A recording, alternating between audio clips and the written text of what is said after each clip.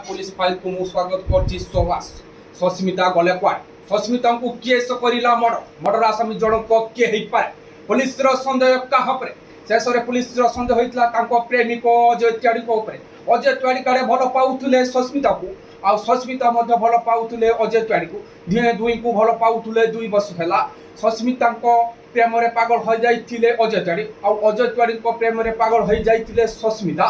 आउ घर निष्पत्ति नहीं दुए दुई को पड़े जावाई आउ अजय त्याड़ी थिले जने खणी माफिया डन एक कथा जानि नथिले सस्मिता आउ फायदा परे फायदा उठाउथिले अजय त्याड़ी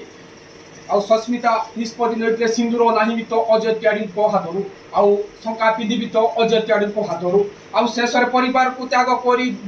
राति 12टा बेले पड़े जाइथिले सस्मिता आउ दुए दुई को विवाह करथिले गोटाए मंदिर रे आउ दुईंकर पारंपरिक संपर्क बहुत निगुड़ हो जाइथिला आउ 2 वर्ष